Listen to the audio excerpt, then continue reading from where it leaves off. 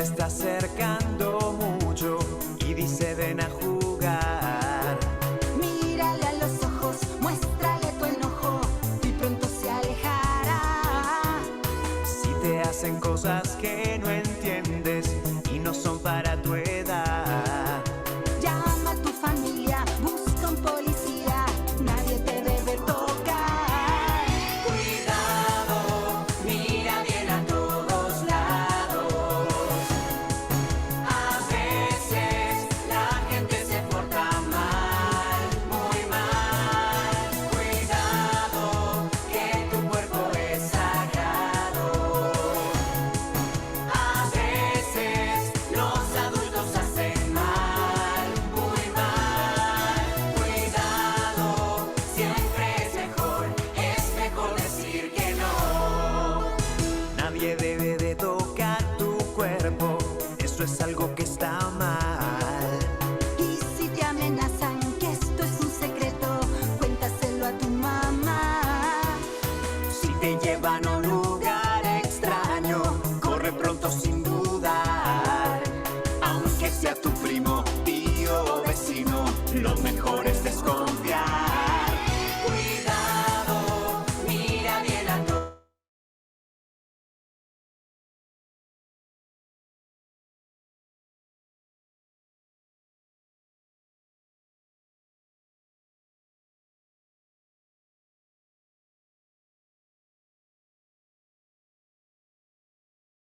Adultos hacen mal, muy mal. Cuidado, siempre es mejor decir que no.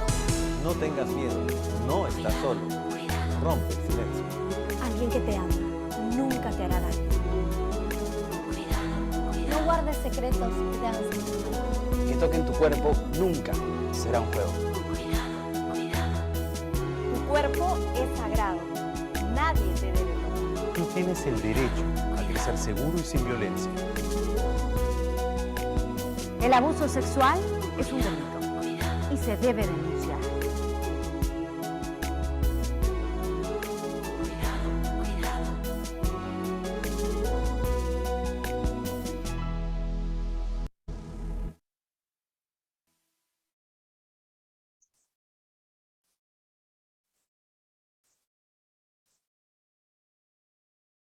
Priorizar la formación.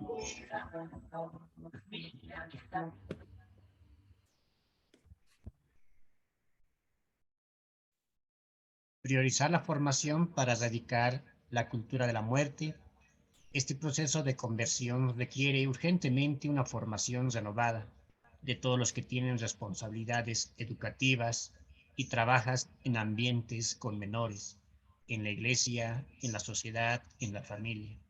Solo así será posible erradicar la cultura de la muerte que conlleva toda forma de abuso sexual, de conciencia o de poder, nos indica el Papa Francisco.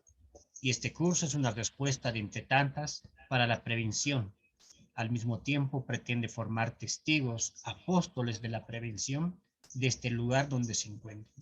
Damos inicio a esta penúltima jornada que vamos a desarrollar esta vez en un horario diferente que lo vamos a aprovechar de la mejor forma. Vamos a dar la bienvenida al padre Daniel Portillo, quien es licenciado en Teología Espiritual y la especialización en formación sacerdotal en la Pontificia Universidad Gregoriana de Roma, maestro y doctor en psicoanálisis por la Universidad Intercontinental y doctor en Teología por la Universidad Pontificia de México. También es director del Centro de Investigación y Formación Interdisciplinar para la Protección del Menor y director del Consejo Latinoamericano de CEPROM. Padre Daniel, muy buenas tardes y les presentamos, somos un equipo, un grupo interesante que va a ir acompañando y el objetivo de fondo y el interés que tienen ellos es ser apóstoles de la prevención. Muy buenas tardes, Padre, o mejor dicho, buenas noches. Buenas tardes para ustedes, buenas noches desde acá. Muchas gracias por la invitación. Les agradezco mucho su disponibilidad para encontrarnos en otro horario. Aquí son las 10 de la noche.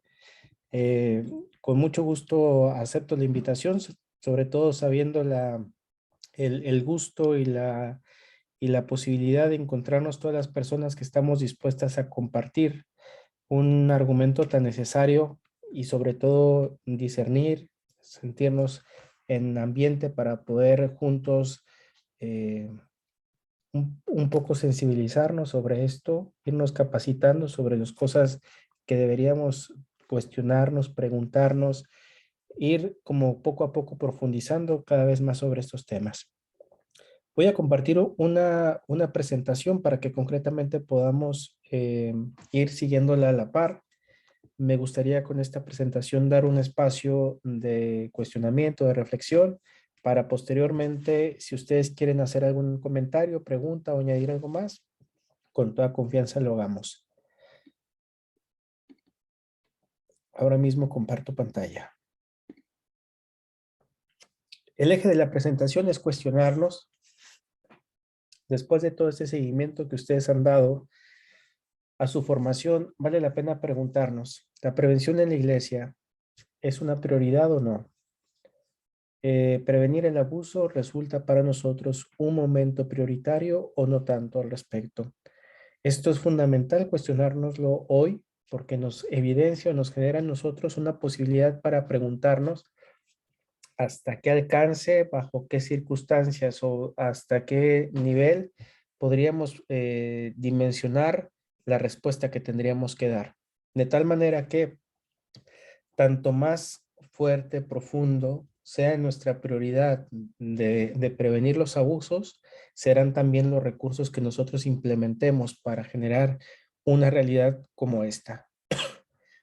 Ustedes podrán evidenciar, vamos a poner 1985 como una fecha que pudo ser un parteaguas en la historia de la iglesia.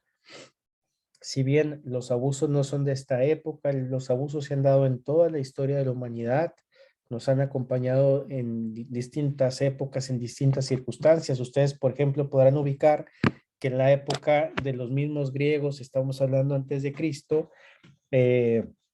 había una relación pedagógica, llamémosle así, de un maestro con un alumno que era aparentemente naturalizada entre los griegos, y esta relación de inserción en la sociedad era francamente lo que hoy pudiéramos decir un abuso sexual como tal.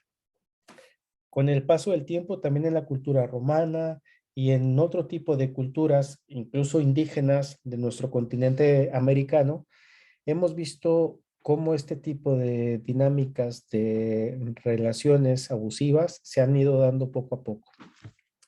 Pero concretamente el análisis de la iglesia en 1985 que toma partido para ubicar concretamente una dinámica que tendría que ser muy frontal cuando los medios de comunicación empiezan a tomar en cuenta que esta es una realidad que ocurre lamentablemente también dentro de la iglesia y que dentro de la iglesia no se estaban resolviendo o incluso teniendo la posibilidad de responder a una realidad tan dolorosa de frente a las denuncias que se estaban haciendo. Por esta razón, comienza llamémosle así, aquello que aparentemente justificaba o sostenía esta realidad cae y viene a analizarse a partir de esto, 1985, todo un proceso que nos encontramos hasta el día de hoy. Países más han avanzado, países menos, pero nos encontramos en este momento en la iglesia en una realidad que tenemos que enfrentar sí o sí.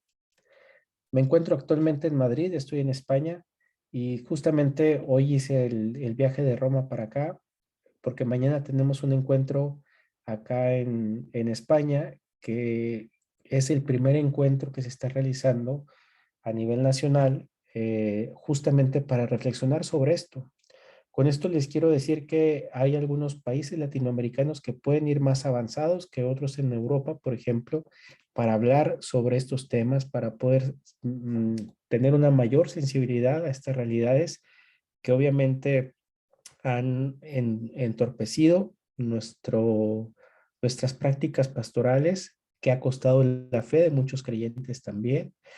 Y algo que no nos hemos percatado es el descenso de la población católica dentro de la iglesia. Asimismo, también el descenso en la credibilidad de la iglesia, en la credibilidad institucional.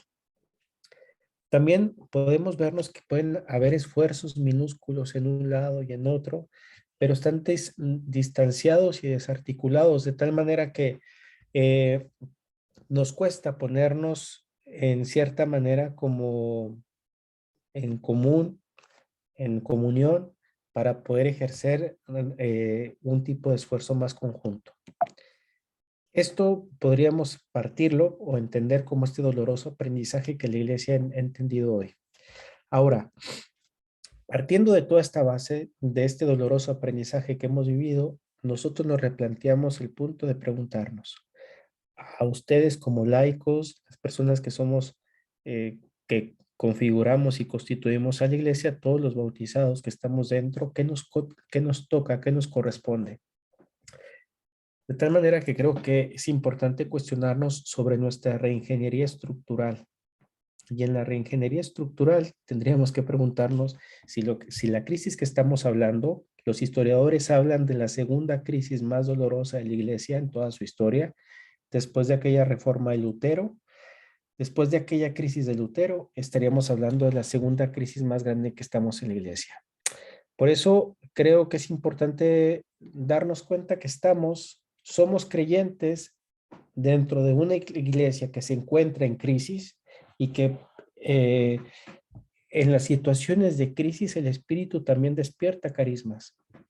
Y despierta carismas muy particulares para darle frente a este tipo de situaciones que pueden entorpecer y que pueden retroceder ciertos procesos que pueden favorecer la fe o que pueden consolidar la fe de algunas personas. De tal manera que esta reingeniería estructural de la cual venimos hablando exige la conversión pastoral. Pero no puede haber conversión pastoral si no hay conversión personal. Por eso, nadie de los que estamos dentro de la iglesia pudiéramos decir, sí, debería haber una conversión pastoral, pensar en nuevas estructuras para nuestros jóvenes, pensar en una iglesia más cercana, pensar en una iglesia más sinodal, pensar en una iglesia más viva, si no partimos de una realidad personal. ¿Qué tipo de creyente puedo y debo ser en este momento? ¿Soy parte de una iglesia en crisis? ¿Qué parte de esta realidad me confronta, me exige, me motiva para poder salir adelante en esta oportunidad y en esta realidad? Pues partiendo de esto, es aquí como vemos la posibilidad para cuestionar nuestra conversión pastoral también. La conversión pastoral va a tocar, insisto, nuestra realidad de conversión personal. ¿Por qué estoy conectando la conversión personal por la conversión pastoral? Por ejemplo, si nosotros no empezamos a trabajar nuestras relaciones humanas dentro de la vida parroquial, dentro de la vida pastoral, difícilmente podemos pensar en una conversión pastoral. No sé si esto nomás pase en otros países y no pase en Bolivia, pero puede que en ocasiones las relaciones humanas, por ejemplo, entre las catequistas, entre la coordinadora con las demás catequistas, entre los lectores, entre las personas que colaboran en una escuela, entre los laicos que participan dentro de la pastoral de una parroquia, se vivan dinámicas de poder muy fuerte para saber quién tiene poder, para saber quién vale más. A veces, por ejemplo, un sacristán piensa que tiene el poder por el número de llaves que tiene. Pareciera que en ocasiones es especialidad de algunas secretarias parroquiales tener un mal genio, tener un mal carácter, por ejemplo. Por eso creo que cuando hablamos de abusos sexuales es muy importante darnos cuenta que los abusos sexuales es como la punta del iceberg que nos está sumergiendo en una realidad más profunda de la iglesia para decir, hay algo que está más en el fondo. Toda esta dolorosa realidad comienza con abusos sexuales cometidos por clérigos contra menores de edad. Eso fue como el parteaguas. Pero en la profundidad nos viene a hablar también de los abusos que pudieran no ser sexuales dentro de la iglesia. Me refiero a las violencias, las agresiones y los maltratos que generamos en nuestras dinámicas parroquiales. No les llama la atención, por ejemplo, a ustedes que las personas que nos decimos más allegados a la iglesia, lleguemos a ser las personas que continuamente maltratamos más habitualmente, por ejemplo. ¿No les llama la atención que las personas que nos decimos muy católicos o más allegados a la iglesia no sepamos relacionarnos entre nosotros? Fácilmente criticamos, juzgamos, fácilmente podemos mentir sobre la vida de otros o meternos en la vida de los demás o generar dinámicas de agresión y de maltrato. Con esto quiero decir, por ejemplo, inventar algo sobre la vida de alguien. Empezar con mentiras, difamaciones, calumnias, etc. Todo esto, por eso es importante ubicar que no habrá reingeniería estructural mientras no hablemos específicamente sobre una conversión personal. Ahí empezamos la base. Por eso, quizás nosotros no abonaremos el gran cambio institucional a la iglesia, pero al menos estamos dispuestos a comenzar con nuestro cambio personal, que creo que eso abona por mucho a la iglesia. Partimos de ahí. Partiendo de eso, podemos a cualquier persona cuestionarle o preguntarnos, nosotros mismos que estamos aquí, ¿cuál es nuestra motivación actual de frente a los abusos? ¿Cuál es nuestra motivación para actuar contra los abusos sexuales? ¿Estamos dispuestos a ir a las últimas consecuencias o no? Porque saben que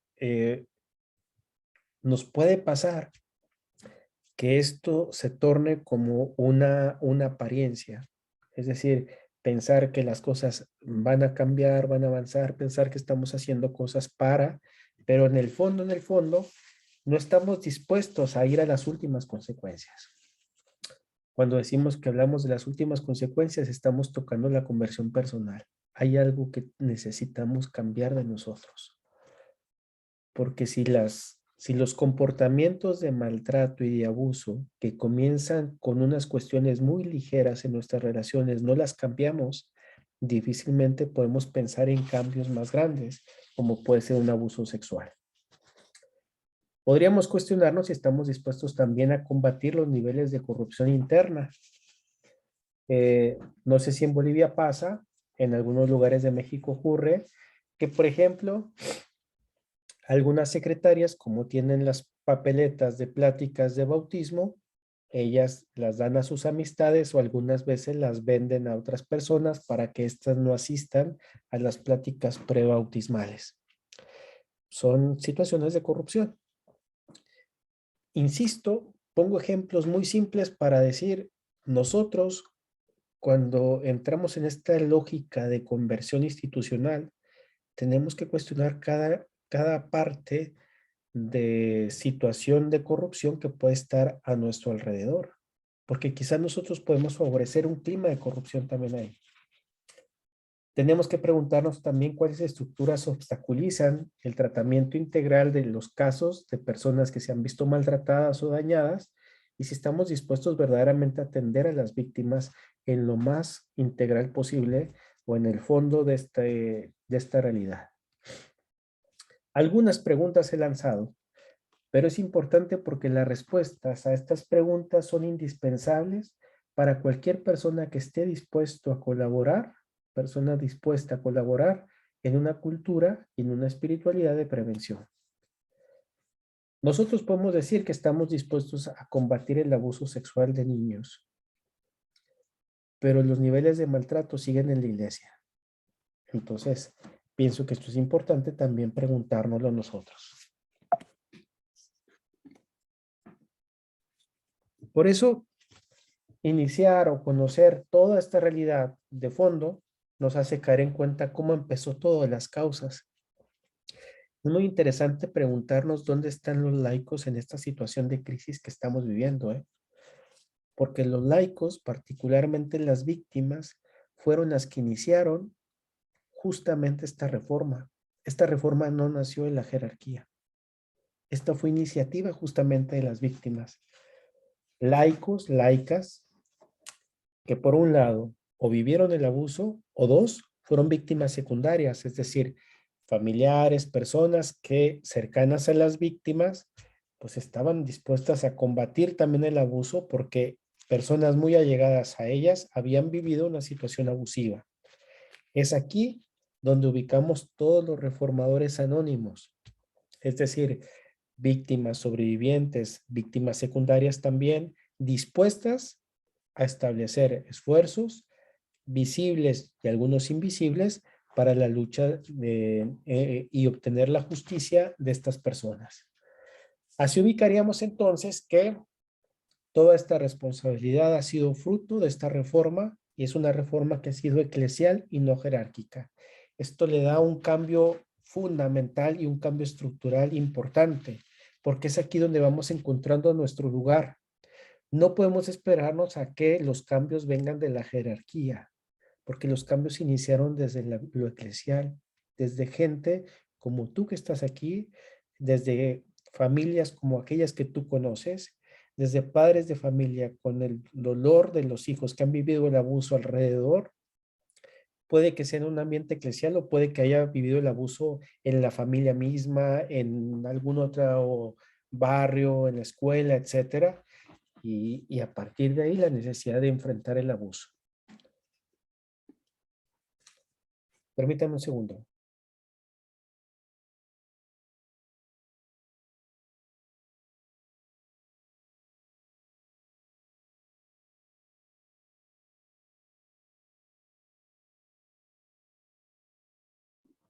A lo mejor alguno de ustedes padece alergia y me podrá comprender lo que el cambio de clima genera la alergia en esta época.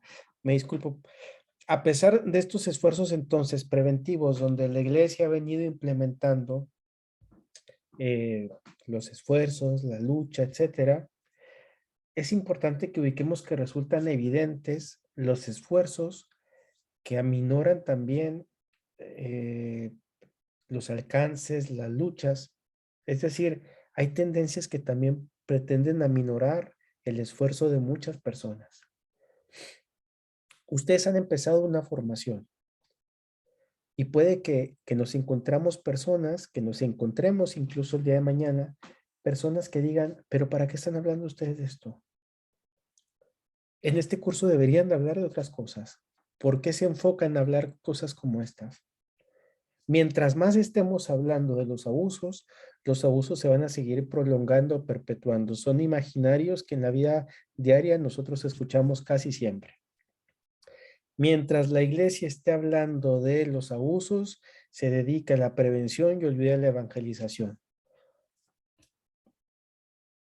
Quisiera sostener desde ahorita y me adelanto a una conclusión, que una iglesia no se encuentra en la disyuntiva entre prevenir y evangelizar, porque prevenir es ya evangelizar.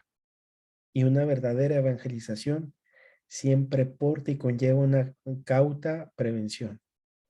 De tal manera que no estamos entre o prevenimos o evangelizamos.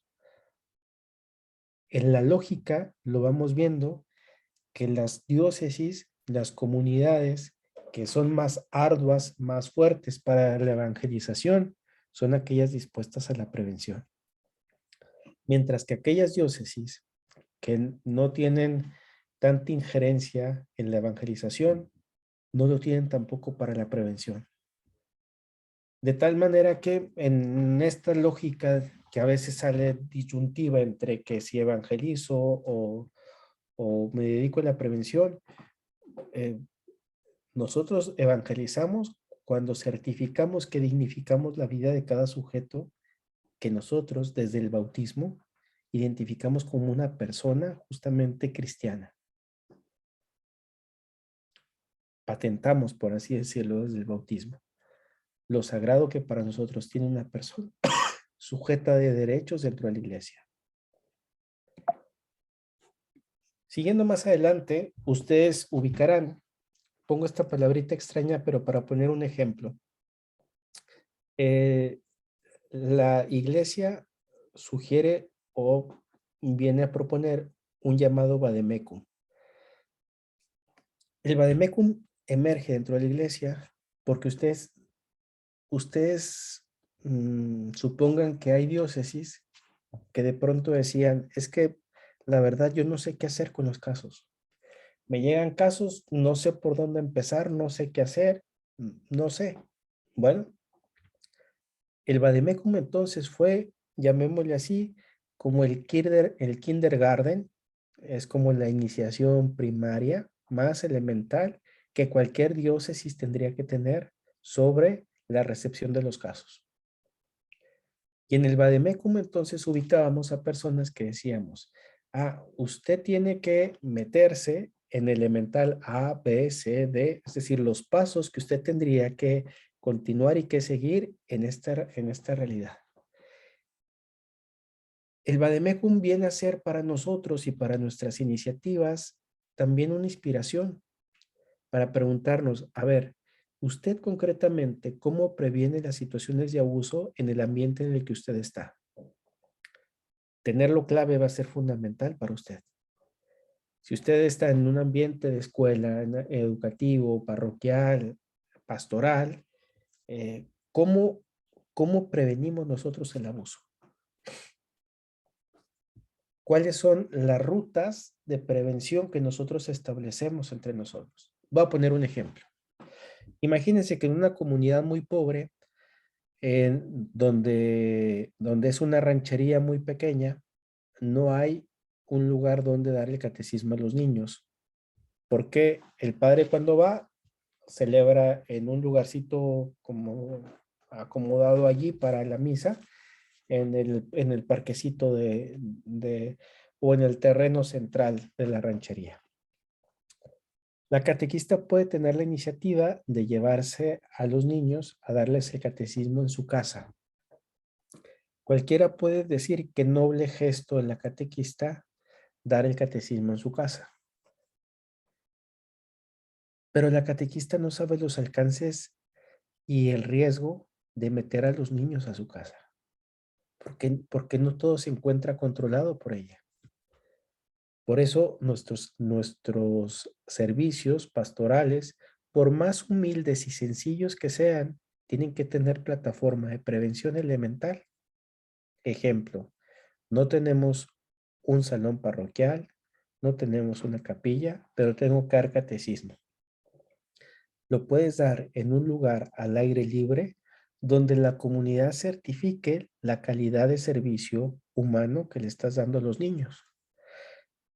Cuando hemos ido a dar este tipo de formación con algunos sacerdotes, es muchas veces común la reacción de ellos de decir, bueno, pues lo mejor es ya no darles ni la paz a los niños. Es que en nuestros países es muy común que en La Paz los niños suban a darle la paz a los niños. Entonces, pues como los padres ya no podemos tocar a los niños, mejor no. No, es decir, la idea no es ir por ahí. ¿Por qué? Porque la comunidad entera que está en la misa está certificando el buen trato que tú estás dando a los niños. Si un niño sube al altar y te da la mano, como este gesto de paz, la comunidad que está allí certifica justamente este buen trato que tú estás dando hacia el niño. De tal manera que no es la perspectiva paranoica de decir, no, que se alejen, que se pongan las catequistas como una valla para que nadie vaya a acercarse al sacerdote a darle la paz, ¿no? Tenemos entre nosotros que aprender que la naturalidad es esencia cristiana de una realidad tan humana en nuestro trato. Lo perverso es lo que nos hace ser complejos. Por ende, tomando, digamos así como imagen, el vademecum, podríamos tomar en cuenta que así como este documento orquesta todos los esfuerzos de las reglas, de las normas que se han realizado en los últimos años en la iglesia, porque existían normas y existen leyes, pero la pregunta era, bueno, pero ¿cómo le hago? Entonces se propone una pedagogía más articulada que haga más digerible la regla y la norma, ¿no? Porque es clave que si nuestra labor preventiva y aquella también de hacer justicia no se logra hacer pedagogía, pues se convierte todo en un disfraz.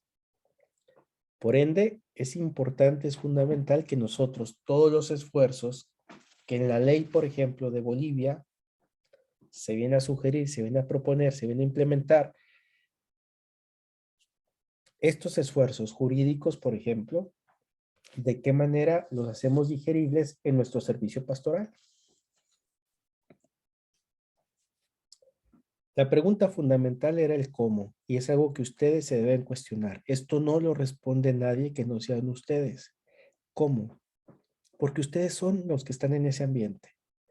Ustedes se podrían responder esta pregunta, sobre todo para cuestionar cómo podemos generar un manual operativo que haga nuestro ambiente pastoral, eclesial, educativo, más operativo en función de la prevención. Porque no basta tener las normas si no nos cuestionamos los cómo.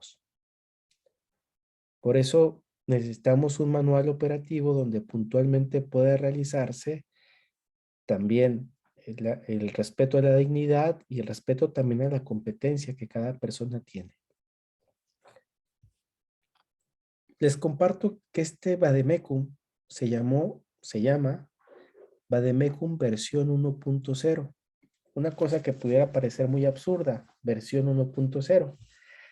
Se llama 1.0 porque la iglesia a lo largo de todo este doloroso aprendizaje se ha dado cuenta que hay un esfuerzo que sigue avanzando y que sigue creciendo. Es decir, actualmente no lo sabemos todo. Quisiéramos saber más de lo que sabemos.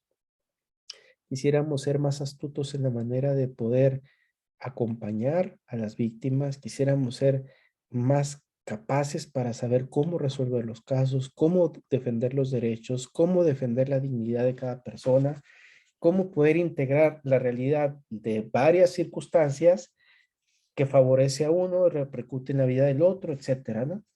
Por eso esta versión 1.0 significa que no es un documento concluido, sino que es un documento consciente de que estará en proceso. Ustedes han empezado una formación durante todas estas semanas y no sé si ustedes tengan esta sensación. Yo empecé en el año 2009 a trabajar el tema de los abusos. Yo estaba recién ordenado. El primer caso que me llegó a mí es recién ordenado. Y desde el 2009 al día de hoy me genera como esta inquietud de darme cuenta cómo han pasado los años y uno no es lo suficientemente capaz todavía de darse cuenta que la verdad está hecha. Es decir, vamos aprendiendo continuamente de los casos, vamos aprendiendo continuamente de las realidades de la vida, etcétera. Permítanme un segundo.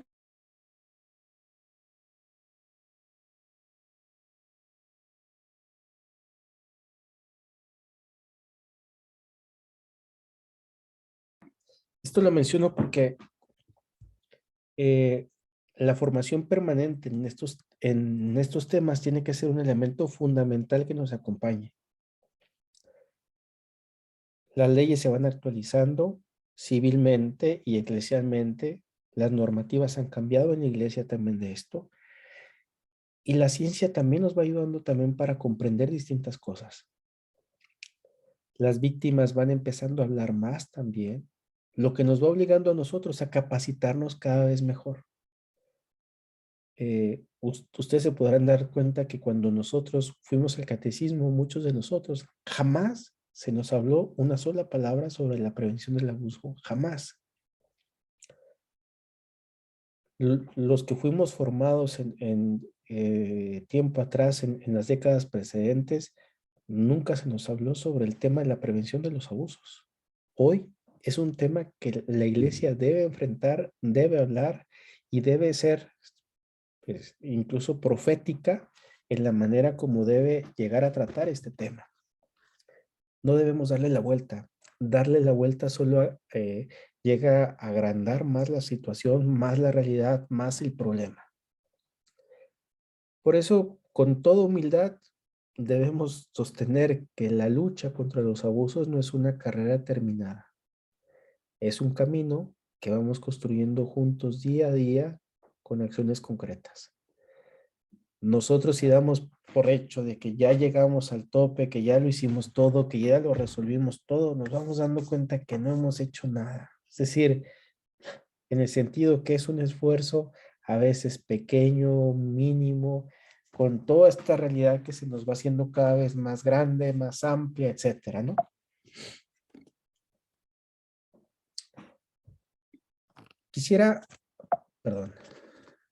Quisiera hablar ahora sobre algunos riesgos, vamos a llamarle un cierto partidismo dentro de la iglesia, que es un riesgo en la vida laical, en la vida episcopal, en la vida sacerdotal y en la vida religiosa. Hacernos partidos en la iglesia. No sé si les llama la atención cómo a veces nos entretenemos haciendo campañas dentro de la iglesia, ¿no? Los conservadores contra los progresistas, los de izquierda contra los de derecha, los que están con el Papa, los que están contra el Papa, los que quieren a Benedicto más que a Francisco, los que quieren más a Francisco más que los buenos. A veces le invertimos tanto a hacer partidos entre nosotros que acabamos por no dedicarnos a lo que nos toca. Lo mismo quisiera hacer esta analogía en los partidos que existen sobre la prevención dentro de la iglesia. Me quisiera referir que hay una especie como de sindicatos al interno de la iglesia. Y siempre es importante preguntarnos, este partido, este grupo, ¿cuál es la motivación? Sobre todo para entender si el presupuesto que ellos tienen, si su motivación es genuina o por otro lado es narcisa. Es importante darnos cuenta que las distintas acciones evidencian a una iglesia firme en la tolerancia cero, pero también hay otra opción, otra porción incluso de la iglesia que puede tener mezquinas reacciones. Pongo un ejemplo. Yo puedo empezar a trabajar el tema de los abusos porque quiero defender la iglesia como institución. Es decir, poner en alto el nombre de la iglesia. Esta lógica tiene que ser ya superada. Porque la iglesia tiene que ver primero por las personas antes que por la institución. Y eso es un principio teológico, no es un principio de lógica ahora. O sea, un Dios que se hace carne, hombre, se hace carne uno de nosotros para iniciar un camino de redención y de salvación, nos hace entrar en una lógica distinta. Lo importante son las personas, no la institución. Por ende, las campañas de intentar salvar el nombre de la iglesia por encima de la ayuda a las víctimas no es la lógica que pudiéramos decir aquella que nos favorezca más dentro de la iglesia. Si nuestra lógica va por ahí, mejor deténgase, porque le va a traer consecuencias más graves esto. Quisiera mencionar algunos de estos sindicatos o algunos de estos grupos que me he ido encontrando yo en el camino. Quizás existen más. Yo pongo aquí algunos de ellos que podemos ubicar en este tipo de lucha dentro de la prevención. Quisiera hablar de los primeros, de aquellos que han perdido la credibilidad en la iglesia y en su motivación auténtica a favor de la prevención. Estas personas, quizás algunas de ellas ya no están dentro de la iglesia. Han evidenciado que la iglesia no ha sido aquella dispuesta para ayudarles. Por eso creen poco en la iglesia y creen poco que los cambios se puedan dar dentro de ella. Este tipo de personas me refiero concretamente a las personas que se han ido de nuestra iglesia porque perdieron la confianza dentro de la iglesia. No estaría de más preguntarnos cuántas personas se nos fueron, porque esto también era responsabilidad nuestra. ¿Cuántas personas se han ido de nuestra iglesia sobre todo con esta nostalgia de credibilidad en la institución? Yo no creo en la iglesia como institución. Yo creo en Dios, pero no en la iglesia. Lo habrás escuchado quizás en tu casa, lo habrás escuchado con algún familiar o con algún amigo. Segundo grupo o sindicato son en aquellos donde la presencia del escándalo se manifiesta en un llamado ambiente adiáforo. ¿Qué significa adiáforo? Me refiero a aquellos concretamente marcados por la indiferencia. Atentos porque esto es muy delicado. Son quienes están dentro de la iglesia, pero ya son indiferentes al abuso, son indiferentes al maltrato. De verdad pidámosle a Dios que nunca nos acostumbremos al maltrato dentro de la iglesia, porque estamos traicionando todo lo de la esencia misma del evangelio. Que no nos acostumbremos a pensar e incluso a sostener que un sacerdote puede gritarnos, puede maltratarnos públicamente, porque es el sacerdote, porque es el cura. Que no nos acostumbremos a que una persona, por ser coordinadora de un grupo, pueda gritarnos o pueda lastimarnos. La indiferencia es aquella que ha permitido que este tipo de problemas se mantenga en la iglesia. Porque decimos, es que así es que compréndanlo, tiene mal carácter. ¿Cuántos párrocos tenemos que aguantar por el mal carácter? Para empezar, no tenemos necesidad de aguantar a ninguno. Porque en este sentido también tendríamos que cuestionarnos. No podemos ponernos al tú por tú porque no tendríamos que entrar en esta lógica, pero creo que es muy sano también cuestionarnos y preguntarnos de qué manera establecemos las buenas relaciones entre nosotros. Por eso la lógica no se trata de aguantar a una persona por el hecho de que es cura, tengamos que aguantarle el mal carácter. O a la religiosa, porque es la monjita, porque es la religiosa, entonces aguántale el mal carácter. De todos modos, es que trabaja mucho, es que está cansada. Es importante cuestionarnos este tipo de realidades porque hacernos indiferentes, es decir, neutralizar el maltrato y el abuso, al final de cuentas trae consecuencias más severas. Tercero, grupo que ha favorecido también las fallas en la legislación de los casos, es decir, que como no hay cuentas claras, como no hay normas claras de cómo tenemos que resolver los casos, entonces lo mejor es solucionarlos como la ley del monte, es decir, pues olvidémoslo, el tiempo remediará. Entonces no digamos nada, callemos lo mejor y hagamos como que nada pasó. En ese sentido es como pensar que pues nada tendría que suceder, nada tendría que ocurrir. Cuando la vida de otros se nos pone en nuestras manos, esto para cualquier catequista es un principio evangélico muy importante, no se diga un criterio pastoral fundamental. Cuando la vida de niños se te ponen en las manos, no solamente son los contenidos de catequesis aquellos que tú compartes, sino quizás para algunos de estos niños, el espacio compartido contigo es el mejor espacio que tienen sus relaciones humanas, donde quizás puede estar experimentando y viviendo el maltrato en su familia, con algún vecino, en su escuela, con bullying, de tal manera que debemos ser muy claros por eso en nuestra normativa y en nuestro trato, para favorecer un clima siempre más agradable. Un cuarto espacio preventivo entre la iglesia es, y aquí me voy a entretener un poco más, Ya vi que ya me estoy alargando mucho, pero voy a intentar en este ser un poco más claro.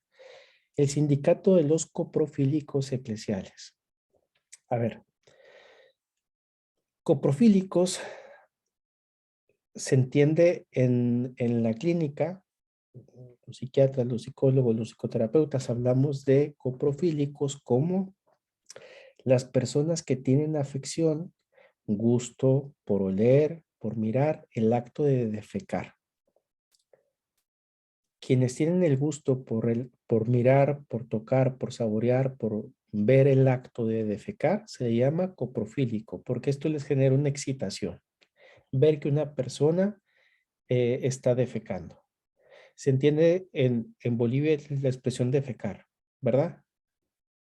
Entonces, analógicamente, porque podríamos decir que tiene que ver el coprofílico con lo que estamos viendo. Bueno, analógicamente, el coprofílico sería la persona en la iglesia que es aquella que se encarga frecuentemente de hablar de los males de los demás. La persona que se convierte en el vocero de las desgracias de los otros. La persona que continuamente se encarga de difamar, de hablar de los males ajenos. La persona que relata mentiras de la vida de los otros. Los coprofílicos tienen como una misión la división entre distintos grupos. Por ende, viene el coprofílico con este grupo y le dice, ¿saben qué? Fulanito de tal ha hablado mal de ustedes y dice que esto y esto. Y viene para acá con nosotros y le dice, ¿saben que el otro grupo está hablando mal de ustedes por esto? Entonces mantiene la división dentro de la pastoral, de las dinámicas eclesiales, humanas, etc. El coprofílico muchas veces sabe los cambios que ocurren antes de que el Espíritu Santo los inspire, ¿eh? Supongamos que muchas veces a veces los curas que saben los cambios de parroquias que van a suceder en una diócesis antes de que el obispo los piense. Los coprofílicos hacen mucho daño dentro de la iglesia, porque son las personas que se encargan de darle mantenimiento a la agresión y al maltrato, dinámicas violentas dentro de la iglesia. Usted imagínese que tiene que restituirle la buena fama a alguien de la cual han hablado muy mal sobre alguien. Si usted llega a decirle, ¿sabías que X catequista anda queriendo andar con aquella otra catequista que es casada? ¿Ya viste cómo la mira? ¿Ya viste? Y me han dicho que nadie le ha dicho nada. Reparar eso que usted ha dicho es una cuestión imposible. Hay una anécdota que mencionan con San Carlos Borromeo. Una persona va a confesarse con él y le dice que ha hablado mal de otra persona. Y Carlos Borromeo le dice, ok, de penitencia vas a ir por el camino y vas a desplumar una gallina. Ok, pues va, y luego regresas. Y entonces despluma la gallina y luego regresa. Ya cumplí la penitencia. No, la penitencia es que vas a recolectar nuevamente todas las plumas. Imposible. Exacto. Imposible restituir la buena fama de aquello que se lleva un comentario de aquello que tú dices de una persona. Los coprofílicos se encargan de estar hablando continuamente mal de aquellos de la iglesia. Son los eternos inconformes que tenemos en la iglesia. Saben y hablan, son especialistas dentro de las desgracias de la iglesia. Todo está mal en la iglesia, pero no tienen el coraje de empezar con pequeños gestos de cambio. Son aquellos que analizan las catástrofes de la iglesia, provocan muchas de ellas, pero no están dispuestos justamente a darle frente. El Papa Francisco, en un discurso que hizo a la Curia Vaticana por la Navidad de hace creo 5 años, no me acuerdo mucho la fecha. Habló de las enfermedades de la Curia Vaticana, y dentro de ellas la 9ª enfermedad era justamente una enfermedad parecida a esta. Decía él, es la enfermedad de las personas que por no tener el coraje de decir las cosas de frente y a la cara, apuñalan por la espalda. Son los sembradores de la cizaña, como Satanás. Así decía el Papa. Esta enfermedad de la murmuración que decía él, pues es justamente la coprofilia. Los que continuamente murmuran. ¿No les llama la atención cuánta inversión hacemos en la murmuración dentro de la iglesia? Es una inversión muy grande la que hacemos. Porque muchas veces es más lo malo que hablamos de la iglesia que el bien que provocamos. A veces no necesitamos campañas contra la iglesia.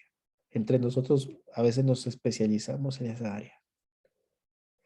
Siguiente grupo, las víctimas por oficio. Y las víctimas por oficio me refería aquí a las personas que han sido víctimas de abuso, pero que prefieren y que optan por mantenerse como víctimas permanentemente. Estas son víctimas por oficio, o podríamos llamarle también carrera victimal. La carrera victimal es aquellas personas que quieren dedicarse a ser víctimas siempre y que de ahí no quieren salir. Entonces, por más posibilidad de cambio, de renovación, de atención que tú quieras ofrecerles, las víctimas por oficio dicen, no, a mí me viene bien ser víctima y yo quiero seguir aquí. Entonces, a estas personas les ubicaríamos como víctimas por oficio. Por último, el 6º grupo son aquellos que de la violencia sexual infantil ahora empiezan las violencias institucionales. Es decir, vamos a suponer que la pastoral de laicos de Bolivia organiza un encuentro para la prevención. Bueno, pero resulta que el movimiento laical X comienza a hacer paralelo otro esfuerzo de prevención. Sin afán de integrar y de unir esfuerzos, sino más bien de decir, de descreditar al otro. Ningún movimiento es bueno, sino nos mantenemos descreditándonos de un movimiento a otro.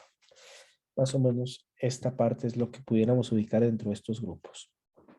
Para ir cerrando, ubicaría solamente para terminar, sumando las inquietudes que me pasaron en las preguntas, ubicar entre nosotros que dentro de las situaciones de abuso es importante ubicar un ciclo de abuso, es decir, no todo abuso sexual se comete de manera espontánea, instantánea, no. Comienzan por aquellos abusos no sexuales o comportamientos no sexuales, porque son abusos, pero que llegan a ser comportamientos no sexuales como tal. Es decir, falta o atentado contra la confianza, los abusos de poder, el abuso psicológico, el abuso de conciencia. Posteriormente llegan entonces las prácticas abusivas de manera sexual que pueden ser con contacto o sin contacto físico. Por ejemplo, un abuso sexual sin contacto físico sería, por ejemplo, la pedopornografía. Personas que pueden buscar pornografía infantil en internet. Viene después el encubrimiento, la impunidad y que la institución no se pone de acuerdo. La disarmonía institucional. Por último, a nivel de conclusión, quisiera hablar de este elemento que les pongo como alerta.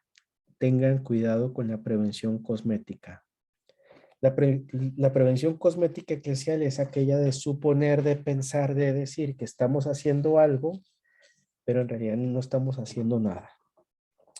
1. La prevención cosmética se caracteriza por los discursos inoperativos. Ejemplo, estamos nosotros del lado de las víctimas, pero nunca las recibes. O sea, ¿cómo puedes sostener o decir que estás del lado de las víctimas si no las recibes al menos? Estamos dispuestos a ir hasta las últimas consecuencias. Pues empieza primero contestando una llamada a la víctima o dando la cara a la víctima. Segundo aspecto, comisiones fantasmas. Con todo esto, hemos visto cómo en algunas realidades diocesanas y nacionales han empezado comisiones. La idea de analizar la operatividad de estas comisiones es darnos cuenta, uno, si para empezar, si es una comisión transparente, y la comisión es transparente cuando publica, para empezar, un correo, un teléfono, donde, si tú sufriste un abuso sexual en tal diócesis, ¿a dónde recurres? Bueno, las comisiones fantasmas es cuando muchas veces ponemos nombres de encargados fantasmáticamente, sin dar seguimiento a las responsabilidades de aquellas personas que nosotros hemos puesto dentro de estas comisiones. Y permítanme un regionalismo de mi ciudad, Chapoteadero. No sé en el idioma concretamente regional de ustedes cómo le llamarían a la alberca, a la piscina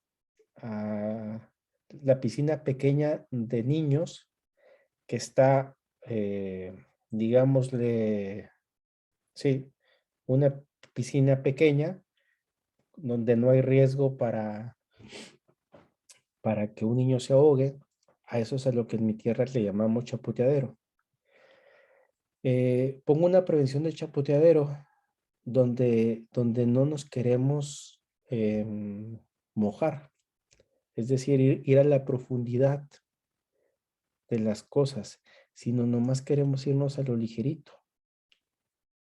Tenemos que darnos cuenta que los frutos de un verdadero cuidado y de acto de ternura se encuentran siempre en la profundidad, en ir a fondo en las cosas. Remar mar adentro, diríamos, ¿no? Porque aquí sostendremos si la prevención es auténtica o inauténtica, porque esto define qué tan operativo es o no nuestra realidad al momento. Por eso, la prevención es más que un código de conducta, más que un protocolo de prevención y más que una ruta de acción. Es hablar de cómo se debe permear el buen trato y la buena educación, y es hablar de una espiritualidad eclesial no privada que se sustente sobre todo en el evangelio mismo. Pues bien, les agradezco mucho su tiempo. Si hay algún comentario, alguna otra cosa que quisieran mencionar, antes de terminar, o quería dar unas últimas palabras, si me lo permiten, solamente para terminar con esto. Quería comentarles, sobre todo ahora que se han metido ustedes en este tema, solamente unas cuestiones muy prácticas, muy elementales. Todos los que nos metemos en esta problemática debemos caer en cuenta que la palabra principal en esto es red. Es decir, no hay lugar para los que quieran jugar hasta solos. No hay lugar para los freelance. Sino en esto siempre tiene que ser un esfuerzo en red. Pero también es importante que nos demos cuenta que estamos en una situación de alto riesgo. Midamos las fuerzas, midamos nuestras fuerzas. Saber hasta dónde podemos, saber hasta dónde es nuestro alcance. Porque en este alpinismo de la prevención resulta siempre importante el estado permanente de cuidado de nosotros mismos. En ocasiones también puede parecer que esta labor parezca una misión imposible, pero les recomiendo que nunca olviden a quienes servimos y por quienes estamos aquí. Una palabra sobre nuestra conversión. Que todo lo que pensemos por hacer por nuestra iglesia, pensémoslo también en nuestra vida propia, como un espacio de conversión también para nosotros. El bien que se haga en cualquier punto de su país repercute en toda la iglesia. Difúndanlo. No somos competencia. Lo que tú hagas en tu parroquia, en tu escuela, en tu apostolado, difúndanlo. Fuera campañas que no tengan como objetivo fijarse metas concretas, sino solamente una ambición narcisa, yo y lo que yo quiero hacer. No pidamos perdón si no estamos dispuestos a remediar también con nuestras acciones el mal cometido. Y les invito a que todas nuestras acciones de prevención no pierdan este centro evangélico, la víctima. Cuando contemplamos la víctima, también contemplamos a Jesús como víctima de abuso, al crucificado concretamente allí. Pero también les invito a que no se olviden del agresor, porque también los pecadores somos parte de la iglesia. Constituimos la iglesia porque somos pecadores todos. Nosotros entramos en una lógica farisaica cuando solamente señalamos al agresor, evidenciamos al agresor, pero también el agresor es sujeto de derechos. También tiene si nosotros queremos ser justos con toda la expresión de la palabra, también al agresor tenemos que hacerle valer sus derechos. Es de sabios también pedir ayuda para poder intervenir adecuadamente, porque la omnipotencia nunca resulta la mejor aliada. Por eso, si tenemos un caso, pongamos a las mejores personas que tengamos a nuestro alrededor para la resolución de lo mismo. Si yo no soy abogado, no pretendo yo reaccionar o hacer las cosas como abogado. Si no soy psicólogo, no le juegue al psicólogo, etcétera. También hay un círculo importante que no deberíamos olvidar. Son las víctimas secundarias, porque el abuso traspasa los límites de esta diada entre la víctima y el agresor. Va más allá. También hay familias afectadas. La familia de la víctima como también la familia del agresor. Hay personas que también sufren ahí. La formación, pienso que es un elemento sumamente fundamental para ustedes hoy. Cada víctima y cada agresor que recibimos de frente es un incómodo recordatorio de lo poco que sabemos y de la necesidad de formación permanente que debemos tener continuamente. No se cansen ustedes de aprender también sobre esto. Dense la oportunidad cada vez más de entrar en esta dinámica de formación donde día a día vayan aprovechando más de la oportunidad que ha sido esto para poder aprovechar.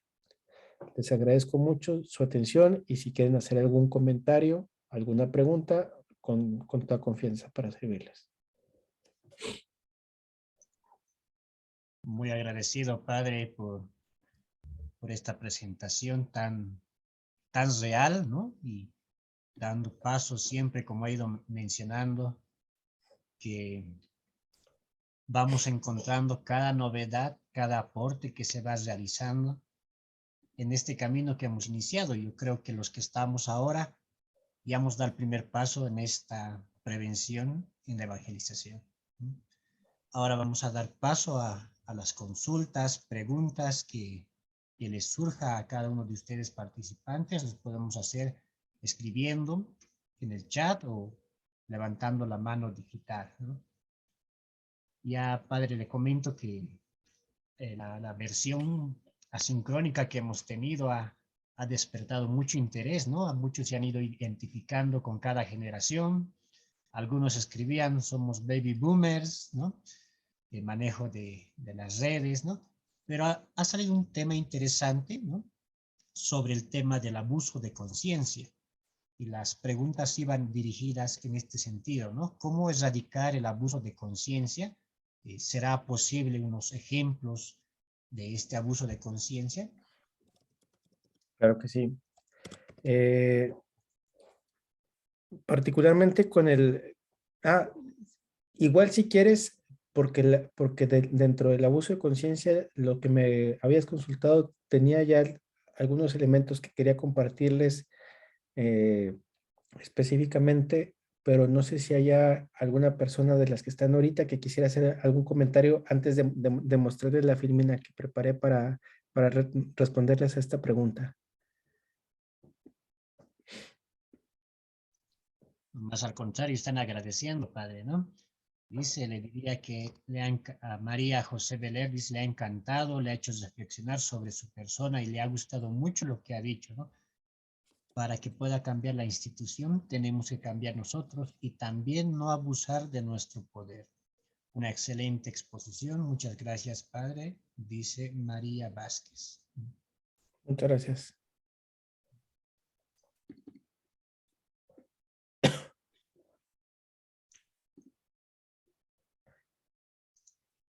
A ver,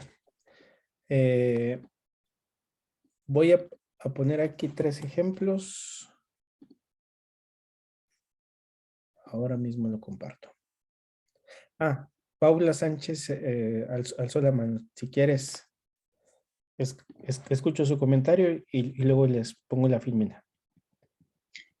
Padre, buenas noches, ¿qué tal? ¿Cómo está? Buenas Buenas noches, tardes, ¿qué tal? noches. En principio, agradecerle por el, la reunión, ¿no? O sea, ha sido muy interesante y de gran ayuda para nosotros como miembros de la parroquia. Pero en base a lo que usted habló, me surge una duda. Disculpe, bueno, más que duda, no sé si tal vez podría aclararme esta Dime. como que intriga. Es la siguiente. Usted acaba de comentar, casi al final de la exposición, indica de que también tenemos que entender que nosotros no somos quienes para juzgar y que el agresor o la persona que se ha equivocado también es humano, ¿no? Entonces, y también es miembro de la parroquia, de la iglesia, es iglesia.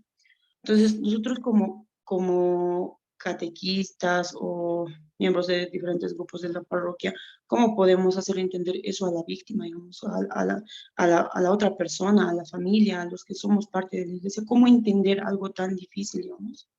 No sé si me dejo entender, disculpe. La última parte, perdón, Paula, es, o la pregunta sería, basado en el comentario que hice sobre los agresores, la pregunta es, en la catequesis, ¿cómo hacerles entender qué cosa? ¿Cómo hacer entender que la víctima también es parte de la iglesia? Claro, no, O el agresor también, perdón, me equivoco. ¿Cómo hacer claro, entender a la víctima y a la iglesia que el agresor también es iglesia? es que muy buena tu pregunta. Es que si no lo entendemos así, no cabríamos ninguno. Es decir, la iglesia la constituimos los pecadores. Y si nosotros, por ejemplo, a ver, cosas que quisiera que quedaran muy claras a propósito de esta pregunta. Respetar los derechos que tiene el agresor. Saber que el agresor sigue siendo parte de la iglesia no significaría lo que a veces he entendido, y lo pongo entre comillas, que misericordia significaría perdonarle, decir que no se haga justicia, que se olvide, ¿no? La palabra misericordia también implica que no hay un acto de misericordia sin justicia. Misericordia y justicia van de la mano. Entonces, el agresor cometió un delito. Tiene que actuar la justicia con él. El agresor va a la cárcel. Y resulta que yo, cualquier persona, estoy dentro de la pastoral penitenciaria. Imagínate que dentro de la pastoral penitenciaria yo intento llevarle la palabra de Dios, el evangelio a cualquier preso que veo ahí. Algunos han violado, algunos han matado, algunos han hecho cosas inimaginables. De frente tengo un agresor que fue sacerdote quizás, o simplemente un agresor sexual, fuera o no fuera sacerdote. Pues o sea, no podemos despersonalizar al agresor, porque en eso se sustenta también la religión. Dios nunca se cansa de perdonarnos. Somos nosotros los que nos cansamos de pedir perdón. Atentos solamente, subrayo nuevamente para que quede aún más claro. Por perdón no significa que no se haga juicio, que no vaya a la cárcel, que no se entienda como delito. No, no. La persona cometió un delito. Punto. Tiene que pagar por el delito. Pero si la persona se arrepiente por haber cometido ese delito y si pide perdón por ello, ¿quién sería yo para no concedérselo? no puedo ponerme en el lugar de Dios para decirle no, porque abusó, no. Y en este punto es muy delicado. Yo te comparto, cuando empecé yo en estos temas, yo admito que era como muy centrado en el hecho de, yo no quiero ver nada con agresores, yo nomás me enfoco con víctimas. De hecho, en psicoterapia solo atendía víctimas, no atendía a los agresores sexuales. Y hubo un hecho que me cambió, y es de la Nunciatura en México. Nos pidieron un caso en una diócesis con la víctima y con el agresor. Una colega mía atendió a la víctima, yo atendí al agresor, y recuerdo que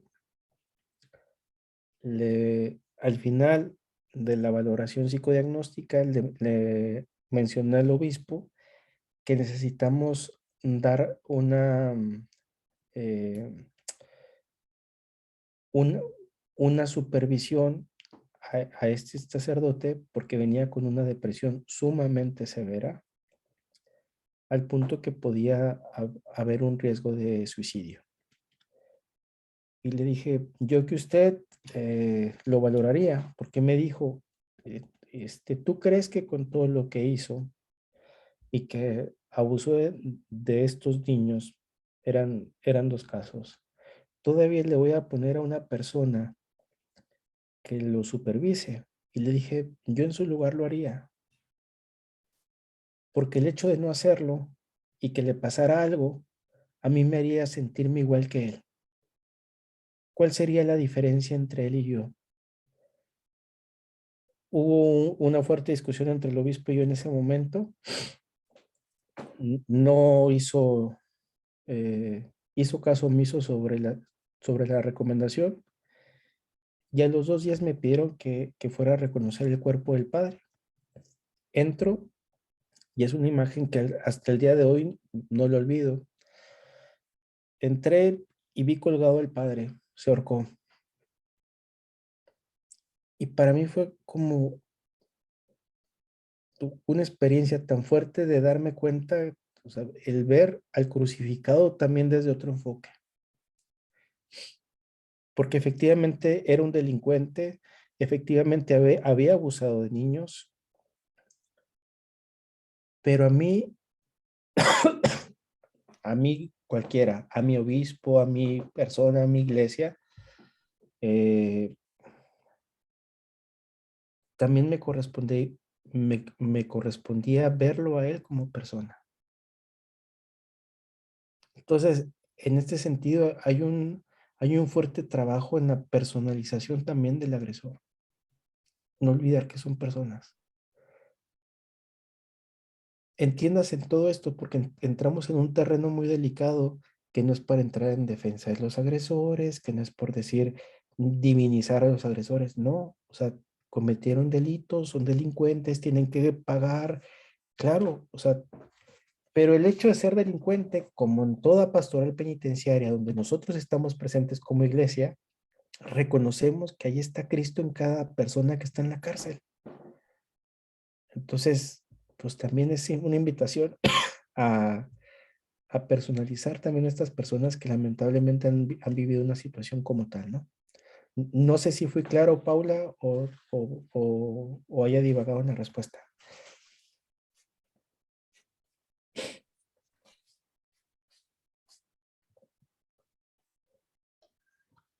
Si no, vamos con la siguiente.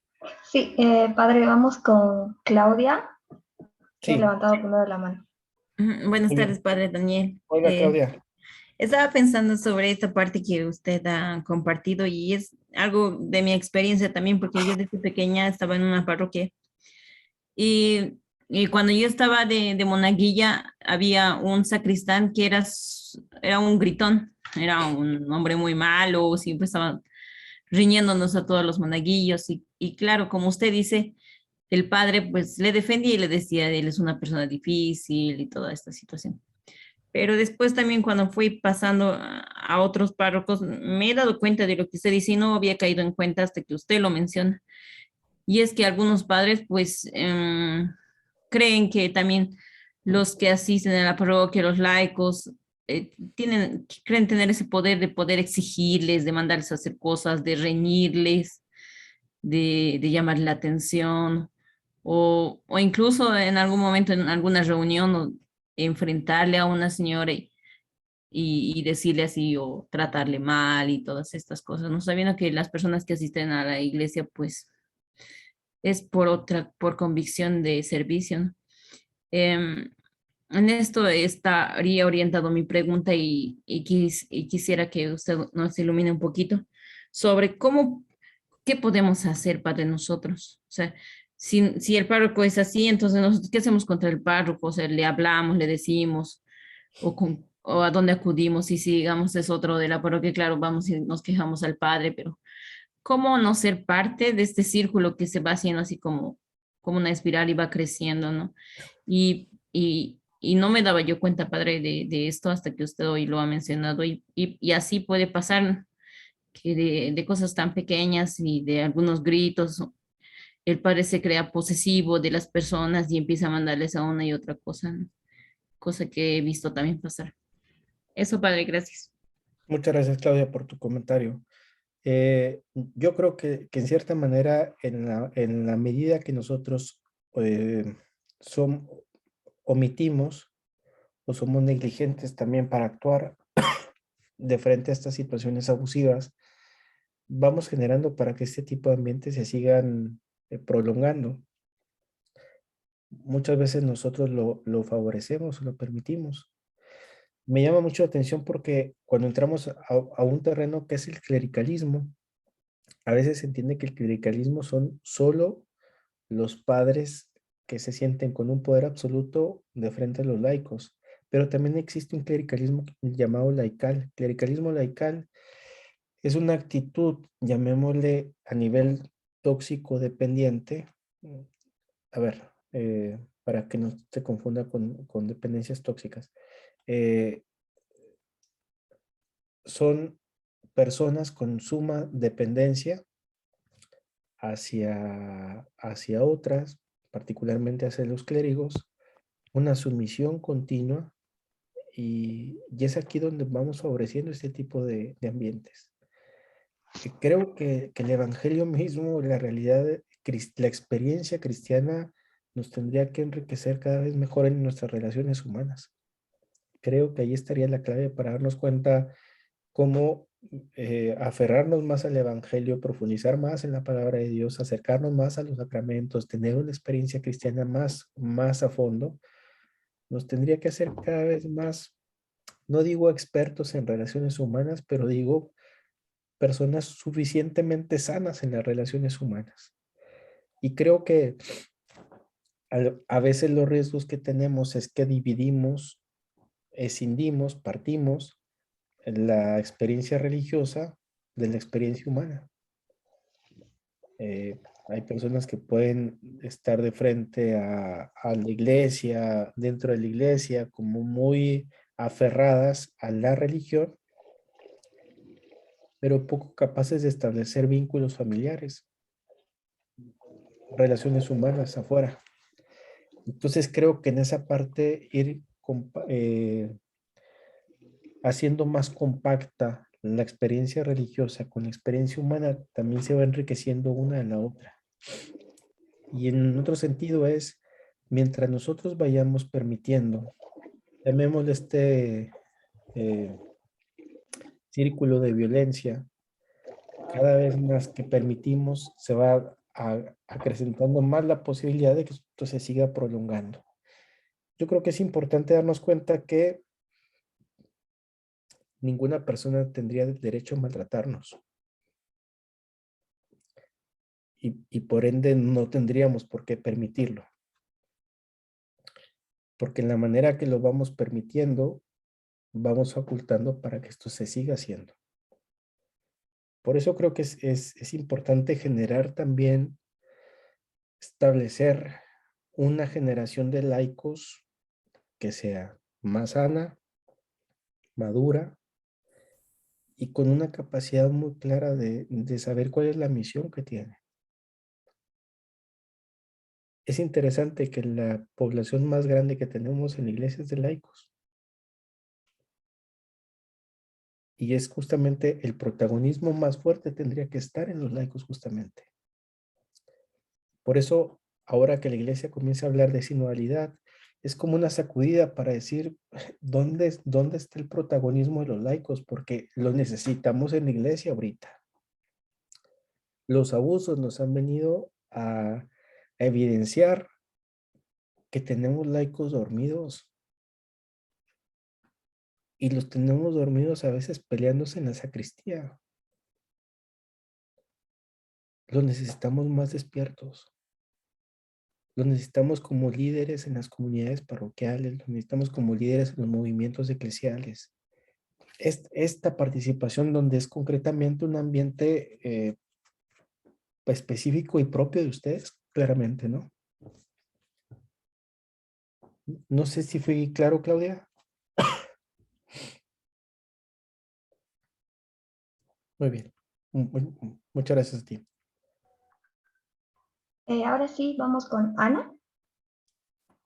Sí, buenas tardes. Primeramente agradecerte, Daniel, por la ponencia muy buena, muy Muchas profunda y nos lleva a la reflexión, ¿no? Yo quería hacer un comentario a la anterior pregunta que te habían hecho, ¿no? Sobre la víctima y el victimario, ¿no? Y también desde la experiencia que he ido teniendo en un trabajo penitenciario, yo recordaba, ¿no? Que a veces es tan complicado el mirar, ¿no? La realidad de la persona, del victimario, ¿no? Y cómo a veces nos podemos quedar en esta imagen de, claro, lo que se sanciona, lo que se corrige, ¿no? Que se denuncia es las actitudes que él ha cometido, ¿no? La acción, ¿no? Pero la persona en sí es la dignidad de su persona, ¿no? Es lo que tenemos que cuidar. Y para eso yo decía, bueno, yo pensaba, ¿no? Y lo que tú nos has dicho era el tema de cómo trabajar también, ¿no? Desde una formación más integral y más profunda, ¿no? Para resanar esas heridas, ¿no? A veces nos podemos quedar sin, ¿no? O sea, es un violador, este ha hecho esto, o sea, nos quedamos en las actitudes que la persona ha hecho y se condenan y se tienen que denunciar y él tiene que cumplir, ¿no? La sentencia que se le imponga, ¿no? Pero es también ir más allá, ¿no? Y cómo está la persona, ¿no? O sea, ¿qué le ha llevado a esta persona a actuar de esa manera, ¿no? Y ahí podemos encontrar un sinfín de historias y de realidades también que ha vivido que no justifican, ¿no? Los hechos que ha cometido, pero sí nos pueden ayudar a entender de otra manera, ¿no? Y en ese sentido también trabajar con las víctimas, ¿no? El tema de la sanación, ¿no? Para la víctima también tiene que pasar por, en algún momento, reconciliarse con el agresor, aunque es muy difícil, ¿no? Y es un proceso muy largo, pero eso a la larga ayuda, ¿no? La experiencia que he tenido en un trabajo penitenciario que hacía, ¿no? Con respecto a lo que nos has estado compartiendo ahora, yo sí también me quedaba pensando y analizando, ¿no? El tema de cómo podemos normalizar, ¿no? O naturalizar la agresión, ¿no? Las distintas formas de agresión, ¿no? En nuestros tratos, en nuestros comportamientos, ¿no? Y decir, es que soy así, ¿no? O él es así, o ella es así, ¿no? O hay que encontrarle, está de buenas, está de malas, ¿no? O sea, encontrarle cómo amaneció hoy y cómo está hoy, ¿no? Y a veces no tenemos el valor de ayudar a corregir, ¿no? Ahí yo creo que también entra sí, una revisión, primero lo que tú decías, personal, es decir, cómo es mi relación, ¿no? Con las personas, cómo yo me estoy relacionando con mi entorno, ¿no? Cuán integrada está, digamos, mi ser, ¿no? Y cuánto tengo que manejar, trabajarme yo, ¿no? Emocionalmente, afectivamente, ¿no? En las relaciones interpersonales, ¿no? Y cuánto yo puedo ayudar a las personas, ¿no? A mejorar, a corregir, a cambiar, ¿no? Porque a veces una de los pecados en los que caemos es eso, ¿no? La omisión, no le digo nada, ¿no? Y pienso que así le estoy ayudando, ¿no? Y sin embargo no estoy generando más que esa situación de violencia, de agresión o de costumbre, se vaya eso, generalizando, se vaya una costumbre, ¿no? Entonces, creo que ahí tenemos una responsabilidad también dentro de la iglesia y de todos nosotros, ¿no? A seguirnos trabajando y a seguirnos ayudando, ¿no? Lo que nosotros en la vida religiosa hablábamos, ¿no? Las correcciones fraternas, o sea, nos corregimos porque nos queremos, ¿no? Y nos queremos mejores, ¿no? En ese sentido, ¿no? Con misericordia. Sí. Y una última pregunta que te quería hacer antes, ¿no? Ya para acotar, era sobre el video que vimos de tu charla sobre las etapas generacionales, ¿no? Bueno, y tú hablabas antes de la prevención, que creo que vas a hablar, también abordar, ¿no? Es cómo seguir trabajando, ahondando en sanar, ¿no? Las heridas del abuso de conciencia y el abuso espiritual, ¿no? Porque tú decías en aquel momento, ¿no? Que es como un cáncer, ¿no?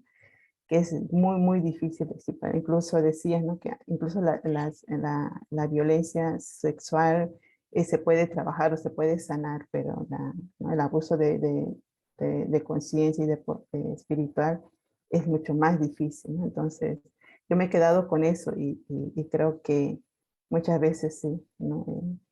Podemos tener, ¿no? Hemos caído, ¿no? O podemos conocer a personas que están viviendo, están sumergidas, ¿no? En ese dolor por haber sufrido abuso de conciencia y espiritual, ¿no? Y cómo acompañarlas, ¿no? Cómo trabajar, cómo ayudarlas, ¿no? Por ahí va mi pregunta también. Muchas gracias, Daniel. Y al contrario, Ana. Y muy de acuerdo con los comentarios que nos hacías. Pongo esta filmina solamente que aborda el tema que estás mencionando sobre la prevención del abuso de conciencia, sobre todo para ubicar la necesidad, en primer lugar, de que se conceptualice, se nombre, porque lamentablemente al no nombrarse adquiere una mayor fuerza, ¿no?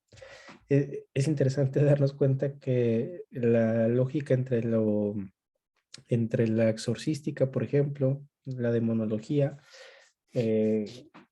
establece que el conocer el nombre del demonio justamente le hace perder peso, ¿no? Lo mismo utilícese acá.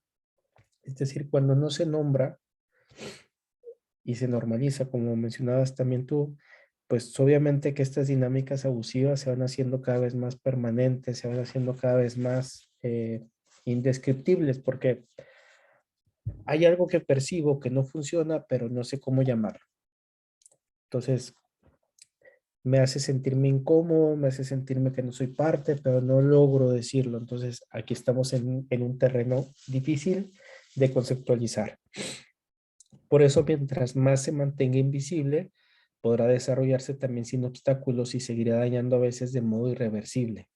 Sobre todo la vida de las personas que confiaron su vida, su generosidad al Evangelio, pero que fueron engañados. Un punto entonces a esto fundamental que quisiera mencionar es el tema de ponerle nombre. Además, una importante manera de prevenir este abuso es hablar sobre él y conocer las técnicas que genera, por ejemplo, aislamiento, el silencio, porque el abuso de conciencia, la técnica maquiavélica de manipulación es justamente ir aislando a la persona. Aquí respondo un poco también lo que me consultaban al principio, aislar a la persona y que ésta vaya viviendo la situación de aislamiento, de silencio y una exigencia de obediencia por obediencia. Atentos porque no me refiero en atentar contra el voto de obediencia, sino una obediencia por obediencia significaría aquella que no resulta evangélica, sino que aquella que está sustentada en el poder. Y es aquí cuando nos va ayudando nosotros a reconocer y a rechazar el abuso y también a reconocer la autoridad en la iglesia, a ejercer su poder de manera cada vez más respetuosa. De otra manera, cuando las cosas no se nombran, no es que todo esté aislado, sino que nos vamos dando cuenta que no se puede poner nombre a esto. Bien. Johnny, adelante. Ya sé que me estoy pasando de tiempo, ya estoy casi por terminar, ¿eh? Muchas gracias. Un honor saludarlo, Padre Daniel. de los Igualmente. presentes. Bueno, yo también algo puedo participar de lo que he tenido que ver, digamos, un poco, a veces queremos ser también agentes de ese cambio, ¿no? Y a veces se presentan las dificultades y no es tan fácil. Yo también en momentos dije, discúlpalo, a veces son así, son momentos que pasan, pero es así, así. Entonces, más ahora con el Estado en Bolivia que se ha vuelto plurinacional, los niños, los jóvenes saben bien sus leyes, ¿no? Entonces, no toleran, digamos, se dan cuenta rapidito de cómo uno actúa, cómo son, entonces van calificando, ¿no? Entonces, por ejemplo, el abuso de poder o, no sé, el abuso de conciencia, entonces se dan cuenta, ¿no? Entonces, yo mismo puedo decir, por ejemplo, en la vida civil, ves con los niños, con los jóvenes, pueden ver, digamos, en nosotros un Jesús, o a veces no somos perfectos, pero se nos acerca, digamos, puedo acercarnos, ¿no? Pero a veces vemos en la vida eclesial un poco ya otro, un cambio que es ahí, como dice, mucho camuflaje ha habido. Como usted dice, obediencia por obediencia les gustan los obispos. Entonces, mira que llegaron muchos y pues después las consecuencias. Entonces, la formación se ha hecho el pensum, todo un cambio, todo eso, pero no está dando tanto resultado. Algunos de los cuales salen buenos sacerdotes y esa es la esperanza, ¿no? Pero usted dio una solución, el poder de los laicos. Entonces, yo creo que es un camino donde ellos pueden también de alguna manera controlar este ciclo de la violencia que va pasando. No porque es el padre, no porque es el sacristán, no porque tal persona va a hacer esas cosas o tales males, digamos, ¿no? Entonces, las relaciones humanas, seguir la autoformación. Entonces, mira que esto puede, yo pienso que puede dar un cambio, ¿no? En la sociedad. No sé qué dice usted, padre, gracias. No, al contrario a ti, estoy muy de acuerdo con tu comentario y que efectivamente yo creo que hablando de los cambios sustanciales dentro de la iglesia, vienen de este lado, es decir, no podemos seguir con la fantasía de que los cambios vienen de arriba, a nivel jerárquico, pensándolo, porque los verdaderos cambios vienen desde abajo. Y los grandes reformadores dentro de la iglesia nos lo han constatado. Las personas que vemos más sencillas, las personas que vemos más entregadas a la vida diaria acá, son aquellas que son capaces de generar cambios tan fuertes. Me viene en mente San Francisco de Asís, por ejemplo, ¿no?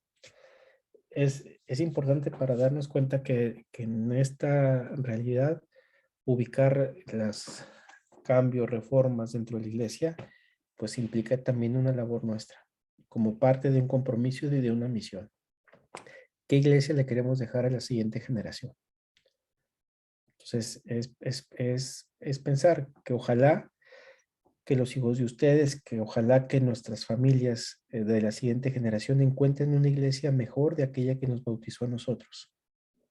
Que encontremos una iglesia más acogedora, una iglesia que reconoce la necesidad de la vida de los otros y reconoce la dignidad de los demás. Muchas gracias por tu comentario. Bueno, yo por mi parte ya terminé. No sé si haya algo más para finalizar. Estamos agradecidos, Padre, y escucharle siempre nos da nuevas novedades, nuevos caminos, nos interpela, ¿no? Y todos estamos agradecidos, ¿no? Y este cambio eclesial que lo has llamado, ¿no? La sacudida, el terremoto siempre viene de abajo y esperemos que iniciemos este cambio pastoral que se está dando, ¿no? Ahora más todavía con este proceso de sinodalidad que se ha iniciado.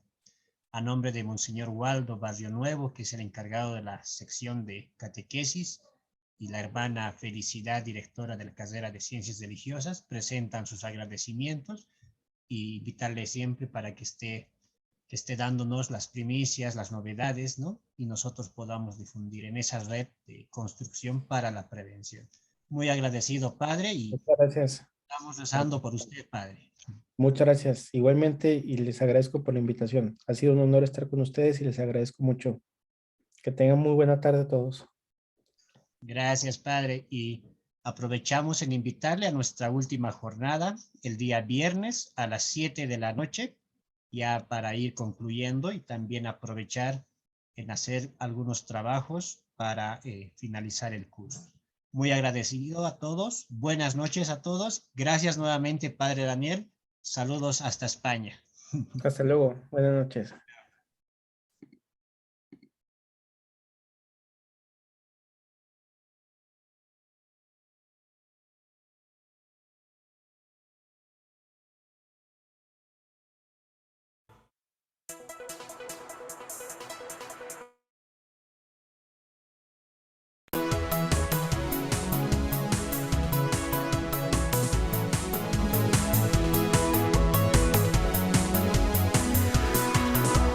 Si alguien se te está acercando mucho y dice ven a jugar, Mírale a los ojos, muéstrale tu enojo y pronto se alejará.